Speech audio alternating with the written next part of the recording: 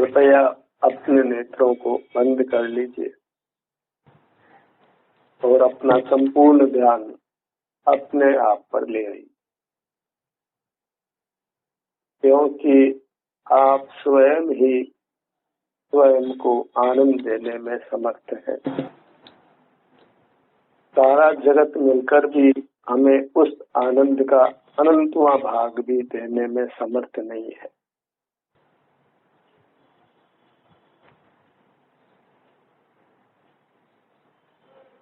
सारे जगत के वैभव को पाकर भी हम वास्तविक सुख का अंश भी प्राप्त नहीं कर सकते।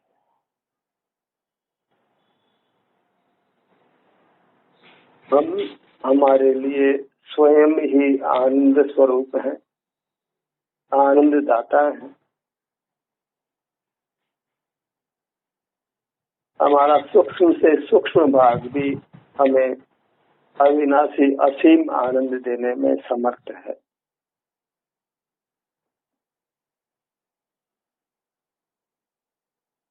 जगत के लक्ष्य से जहाँ बंद होता है, अपने लक्ष्य से अपने अनुभव से हम कर्मों से छूटते हैं और अनुपम सुख प्राप्त करते हैं।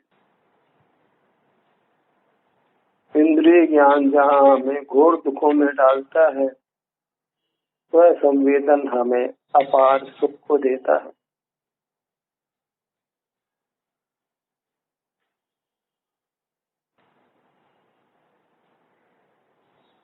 बाहर के पदार्थों को जानने से अपने आप को रोकिए, यही संवर है। इसी से कर्मों की निर्जरा होती है और परमानंद की प्राप्ति होती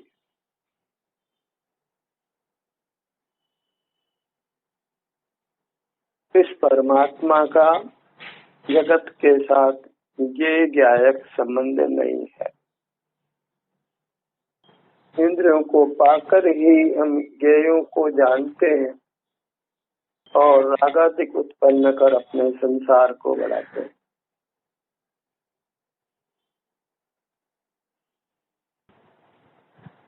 ये ज्ञायक भाव हमने जो स्थापित किया है, वही हमारे सकल दुखों का कारण है। मैं ज्ञायक नहीं हूँ और जगत मेरा ज्ञेय नहीं है। यह निर्धार होने पर जीव अपने आप को जगत से छुड़ा लेता है और अपने ही पवित्र दिव्य आनंद को पा लेता है।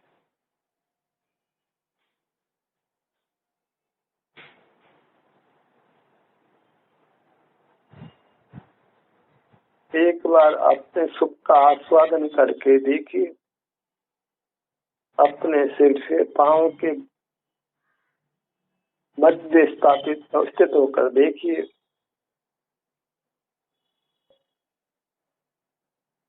अपना कर्म क्षेत्र, अनुभव का क्षेत्र सिर से पांव तक बनाइए।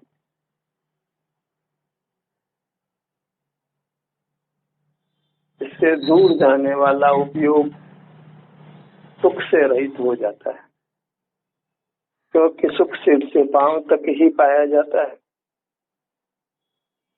इससे एक सूत आगे नहीं।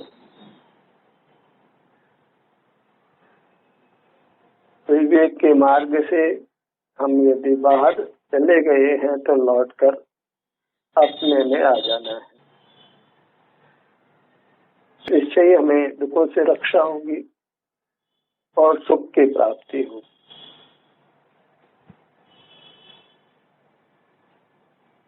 अपना स्वरूप वचन अगोचर आनंद का स्थान है। अपना विस्तार अपने आभ्यंतर काया जो मनुष्याकार है, बिना रंग वाली है। कोई कैमरा इसकी फोटो नहीं खींच सकता है, कोई जीव इसको जान नहीं सकता है। ये केवल स्वसंवेद है। इसका आनंद स्वयं को ही आता है।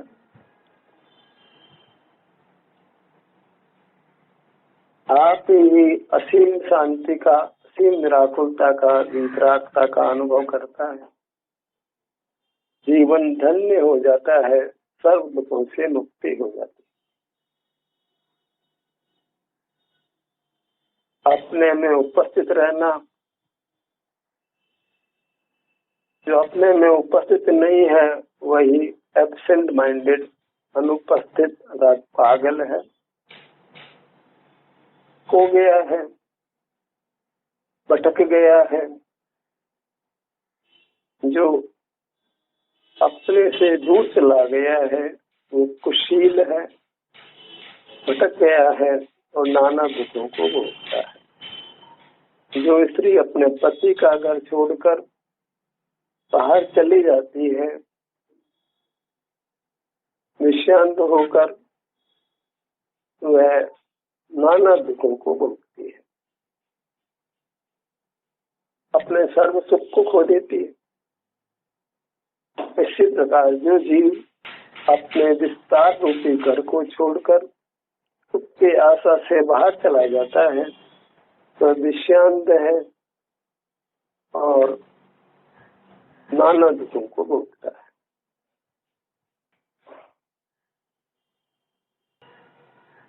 पतिव्रता नारी की तरह हमें अपने घर में, अपने विस्तार में रहना है। अन्य सुख की कामना नहीं करनी है,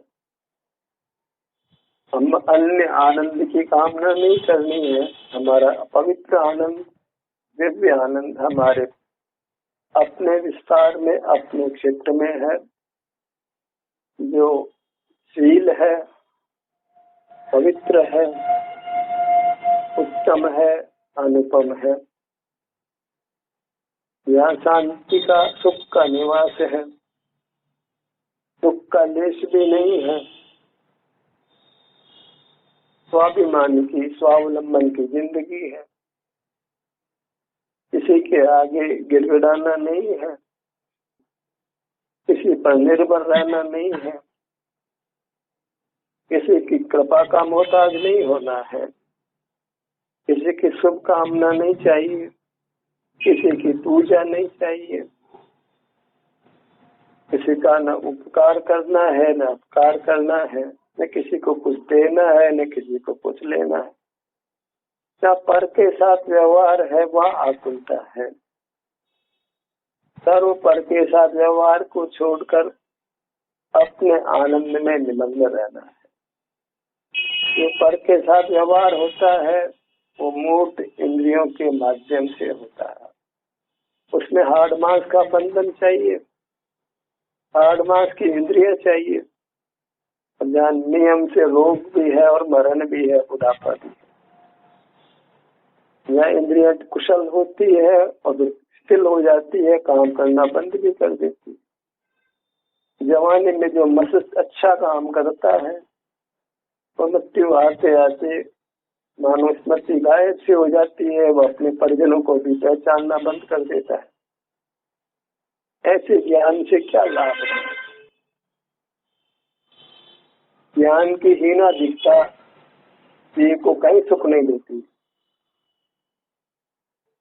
ज्ञान का निरोध कर लेना, जो ज्ञान इंद्रिय ज्ञान रूप है उसका निरोध करके अपना ही अनुभव करना, एकांत में गुप्त रूप से और शांति से आनंद में अपना समय व्यतीत करना, पूर्ण स्वास्थ्य के साथ में, यहाँ रोगों का काम नहीं है, चिंता का काम नहीं है, सर्दी खांसी जुकाम बुखार नहीं है, कोई क्लेश नहीं है, तो धन का उपार्जन करना नहीं है, तो बच्चों का पालन पोषण नहीं करना है, कोई समाज की सेवा नहीं करनी है, कोई परमात्मा की सेवा करनी है। जहाँ केवल शांति का भोग है, परमानंद का भोग है, पूर्ण स्वास्थ्य है, यहाँ कोई थकावट नहीं है, कोई निद्रा की जरूरत नहीं है, कोई आहार पानी की जरूरत नहीं है, कैसे उसका वर्णन किया जाए? केवल अपना मुख अपनी ओर करना है, अपने किसी स्थान का त्याग करके वहाँ जो भी सुख दुख है उसका अनुभव कर लेना। खूब अंतर यात्रा करिए सिर से पांव तक, बहुत बड़ा विस्तार है, सूक्ष्म नाना अंगोपांग है।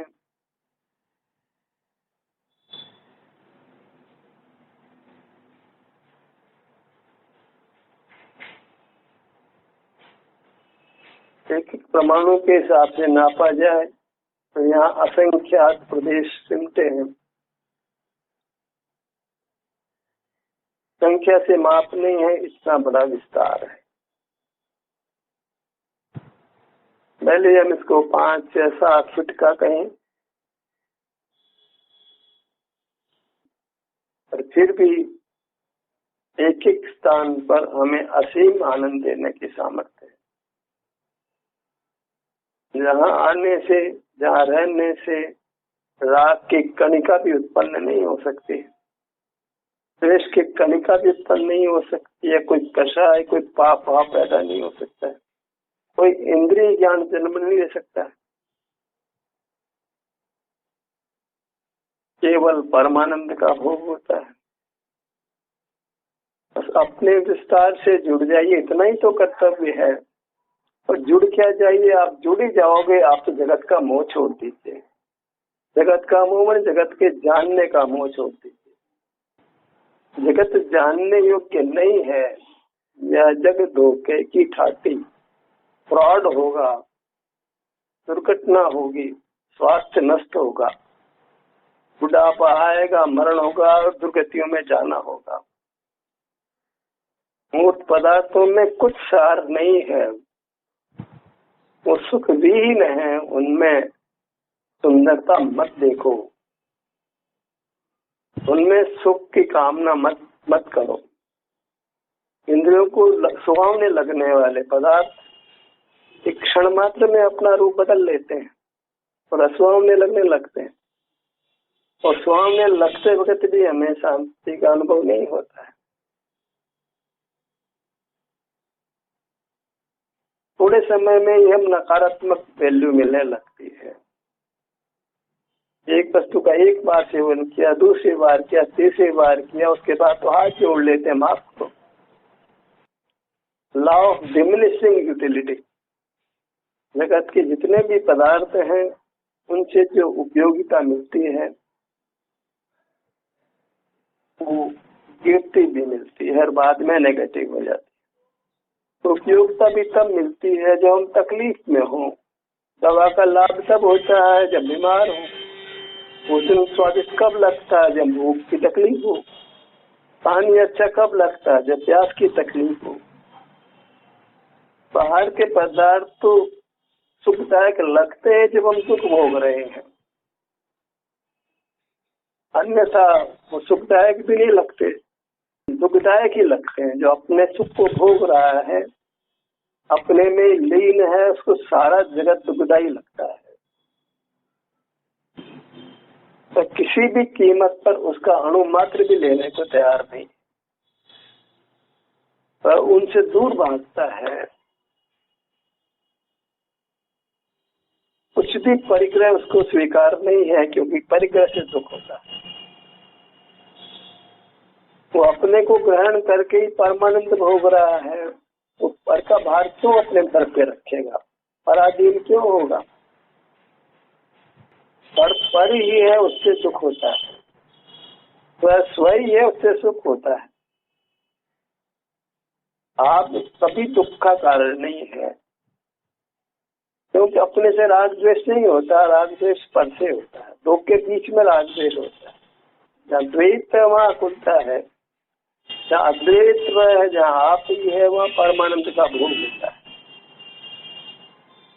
ये कुछ भी जानना नहीं है, कुछ भी याद करना नहीं है, केवल अपने आनंद को भोगते हुए लीन रहना है। आनंद के भोग तब वांछाएं मिट जाती है जब अपने आनंद को भोगता है। कुछ बाहर का सुहाता नहीं है, बाहर का स्मरण ही नहीं है। सुहाना नहीं सुहाने की तो बात ही क्या है। अपने अनुभवन में बाह्य पदार्थ उपयोग का विषय नहीं बनते और कोई आकुलता नहीं होती। इतना सुंदर ये मार्ग है मोक्ष का। तज पुद्गल ग्रह जीव बस शीघ्र लहो निर्वाण। ये पुद्गल भौतिक दुनिया को छोड़ दो और भीतर अपनी जो आध्यात्मिक दुनिया है, अपनी काया है, दिव्य काया है, अभ्यंतर काया है, पांव से मस्तक, इसका ग्रहण करो, निर्वाण प्राप्त करो। अनंत काल हुआ, हम निर्वाण नहीं ले पाए। कैसा अहंकार करते हैं अपने ज्ञान का, अपने वीर्य का। सब ज्ञान और वीर्य बता है, कुछ काम का नहीं है। तुम केवल अनुभव का अहंकार करो, अपना अनुभव करो, निर्वाण प्राप्त करो। मुझे केवल मेरा अनुभव चाहिए, मुझको मेरी प्राप्ति चाहिए और कुछ नहीं चाहिए। किसी से यश चाहिए न किसी से अपयश चाहिए। मुझे किसी पदार्थ को विषय नहीं बनाना। यही ज्ञान संबंध मिटाते ही मोक्ष होता है, परमानंद प्राप्त होता है। व्यवहार अतीत हो गया, पर के साथ किया गया जानने और किसी प्रकार का जलसा है, वो व्यवहार है। और परमात्मा व्यवहार अतीत होते हैं। या पर के साथ किंचित भी व्यवहार नहीं है। पर को विषय बनाने वाले जहाँ इंद्रिया ही नहीं है, मन नहीं है, मस्तिष्क नहीं, पर का जानना नहीं है किसी भी पर का, वो परमात्मा दशा है जहाँ केवल अपने आनंद का भोग है। अपने आकार प्रकार को भी, अपने आकार को भी जानने का कोई कारण नहीं है। ये मनुष्य आकार, अपने नाक नक्श कैसे है, परमात्मा को ये जानना नहीं है, जानने में नहीं आता है। उनके स्वयं के नाक नक्श अमूर्त कैसे हैं, वो परमात्मा को जानने में नहीं आते। वहाँ तो अपने पूरे विस्तार में, समग्र विस्तार में शांति का, आनंद का।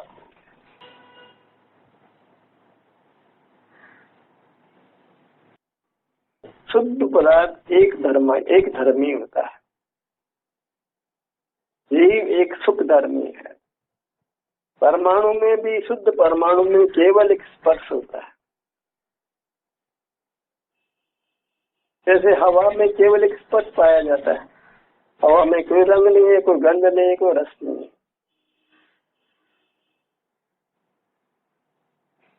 ऐसे ही शुद्ध परमात्मा में केवल आनंद का भोग है। जो पर से विमुख होकर अपने सन्मुख ठहर गया है, वो अपनी काया में, वो कायस्थ परमात्मा है। वो पिंडस्थ धर्म ध्यान करता हुआ परमात्मा हो गया है। अब उसे कोई ध्यान भी करना नहीं होता है। अपने उपयोग को बाहर से इधर लाना, ऐसा व्यवसाय तो हमको करना पड़ता है, क्योंकि हमारी इंद्रियां जीवित हैं। तो जिनके पास इंद्रियां ही नहीं है, सिद्ध परमात्मा को कोई ध्यान नहीं करना होता है। केवल आनंद का भोग रह गया है। उस स्थिति को हमने प्राप्त करना है, बिना देर किए हुए प्राप्त करना है। अवसर बार बार नहीं मिलता है। जो 4 दीवारी में एक दरवाजा हो और अंधे हो, तो टोटल दौड़ के जब दरवाजा आया है तब निकल जाना है, प्रमाद नहीं करना है। ऐसे अनादिन काल में कोई अवसर आता है जब हम अपने आनंद मूर्ति के साथ जुड़ते हैं, जगत से मुंह मोड़कर अंतर में अपने आनंद का अनुभव करते हैं। बस कुछ दरवाजे में ठहर जाना, निकल जाना संसार से पार। तो अनुभव रूपी इस दरवाजे से मोक्ष को पा लेना है, फिर आगे नहीं बढ़ना है। फिर आगे दीवार, फिर इंद्रियों का ज्ञान है, फिर बाह्य जगत है, मूर्त जगत है, भौतिक जगत है। थोड़ा सा एक वैक्यूम, एक गैप मिलता है जहाँ मूर्त जगत नहीं है, अरे अमूर्त हमारा अपना वैभव खड़ा है अंतर में। जब अपने विस्तार मात्र के सन्मुख शांति का अनुभव करते हैं, एक द्वार है मोक्ष जाने का। इस द्वार में प्रवेश कर जाना और आगे नहीं बढ़ना, अपने से बाहर नहीं आना। तो फिर बाहर इंद्रियों का द्वार है जो संसार में धकेलता है, डालता है। अंधकूप है जहाँ नीचे सिर पर नाग खड़े हैं, आते हैं, शस्त्र हैं, अस्त्र हैं, नाना प्रकार के लोग हैं। भूख प्यास आदि नाना प्रकार की बाधाएं, अपयश है, जन्म मरण आदि हजारों कष्ट पड़े हैं बाहर आते ही। जगत के जानने में क्लेश ही क्लेश है और अपने अनुभव में आनंद ही आनंद है। इस विवेक के बल पर बहिर्मुखता छोड़कर अंतर्मुख रह जाना है। आप आपके अनुभव रूप रह जाना है। एक सैद्धांतिक चर्चा हुई, जो पुष्ट हो जाए तो अपने में ठहरना आसान हो जाएगा। अपने ध्यान को अपने सिर के भाग पर लाइए, सबसे ऊपर के भाग पर, अपने ऊपर की सीमा पर। उसके ऊपर सुख नहीं है, ऊपर इसके आगे नहीं जाना है। हमारे जाने की ऊपर की सीमा सिर का भाग, इसके आगे जाने वाला उपयोग सुख से रहित हो जाएगा।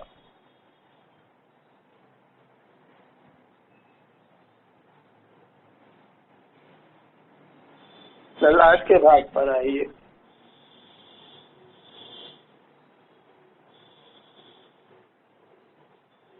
उत्तम ललाट का भाग। हमारे सब अंग देवी हैं, दिव्य आनंद आता है।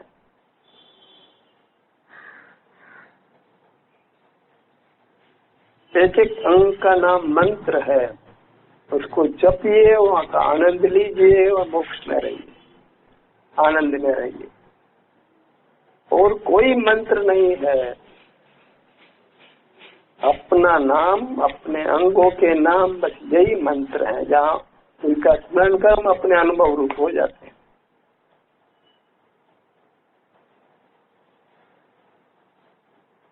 अपना अनुभव करना इतना सा मोक्ष का मार्ग है। तो शब्दों में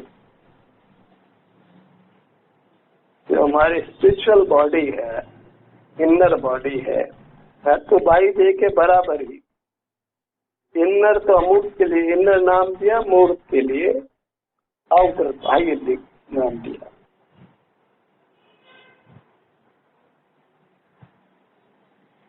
एक को अंदर में कहा, एक को बाहर में कहा, बाकी दोनों बराबर के हैं।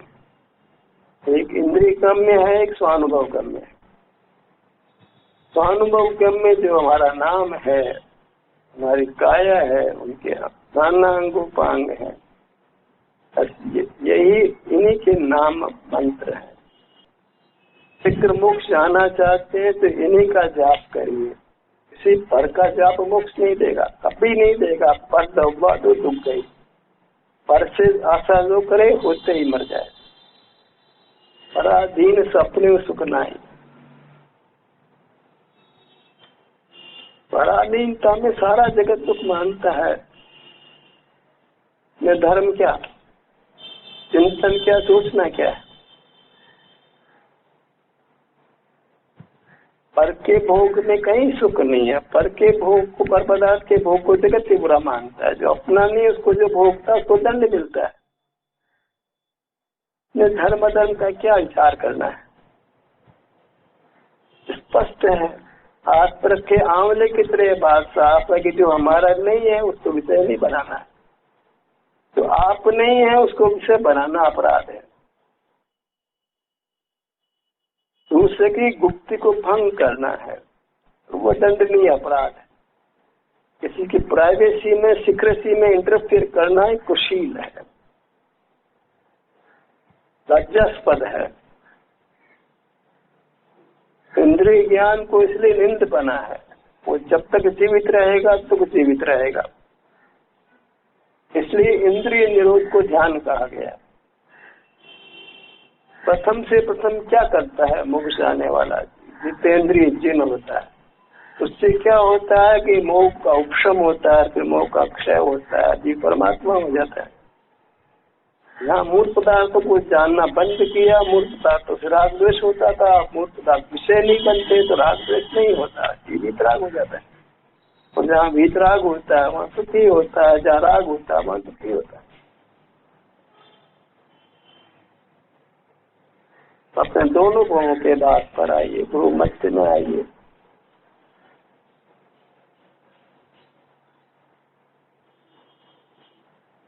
दुर्लभ मनुष्य पर्याय को पाने का फल परम पद मोक्ष को पाना है, परमात्मा बनना है। बाहर की उपलब्धियों में कुछ सार नहीं है, सब दुर्गति ले जाती। क्या जड़ पदार्थों को पाना है जिनमें सुख नहीं है, तो उनके आश्रय से हम अपने स्वाधीन सुख को खोते हैं।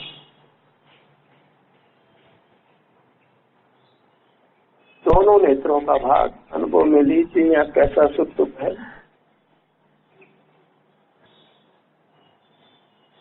अपनी बॉडी को सुख दुख के रूप से जांचिए, कहाँ कितना सुख दुख है, आपके अंग उपांग कैसे हैं, सुखदायक है कि नहीं सुखदायक। चयन करिए अनुभव से। अनुभव की प्रमाणता है, मशीनें भूल कर सकती, और अमूर्त तो मशीनों का विषय भी नहीं है।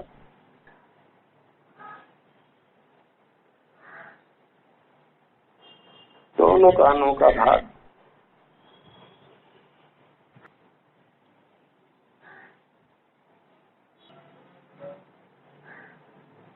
नासिका भाग पर आइए, नथनों के भाग पर।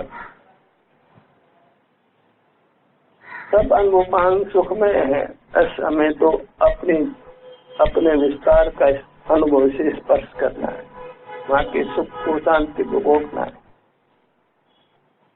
दोनों होठों का भाग, मुख्य भाग,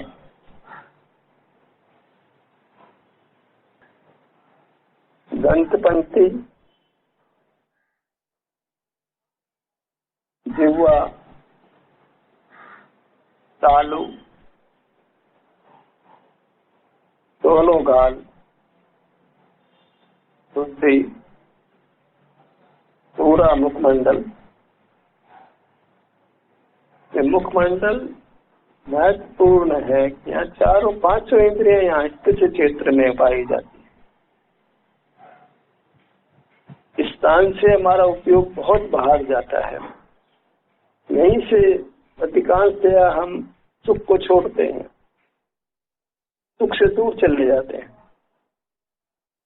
इन्हीं पांचों स्थानों को मजबूती से पकड़ कर रखिए, यहाँ से बाहर नहीं जाना है। इन द्वारों को मजबूती से बंद रखिए, उनके विषयों को उपयोग में नहीं लेना है, जानना नहीं है।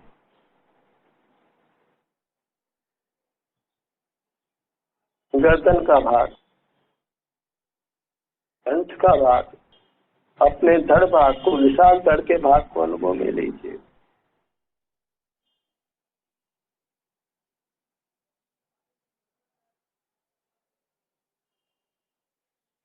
कोई आकृति विशेष को जानने का प्रयत्न नहीं करिए, हमारा ध्येय सुख की अवस्था को अनुभव में लेना है। तो आकृति को जानना हमारा ध्येय नहीं है कतई। हमारा जो ध्येय है, जो हमारा वांछ है, चाह है, कामना है, वो सुख की है। तो सुख के रूप से ही अपने को देखिए, अनुभव में भी। धड़ के भाग में कितनी शांति है, कितना आनंद है, कितनी निराकुलता है। क्या कोई यह कषाय है यहाँ अनुभव में लेते हुए? तो पाप का परिणाम है। जब अंतर में देखते हैं तो किसी भाग में कोई कषाय और कोई पाप नहीं मिलेगा। निष्पाप है हमारी दिव्य काया, निष्कषाय है, अत्यंत वीतराग है, अनुभव में लेना इतने सख्त है। दोनों हाथ, दोनों पैर, पूरा मनुष्याकार, पूरी जिन प्रतिमा, पूरा जिन बिंब है, या कृत्रिम है, कभी बना नहीं, कभी नष्ट नहीं होगा। इसका अनुभव करना ही दर्शन है, तीर्थ यात्रा है, पूजन है, भक्ति है, सर्वस्व यही है। इसी के साथ ध्यान का सत्र यही समाप्त होता है।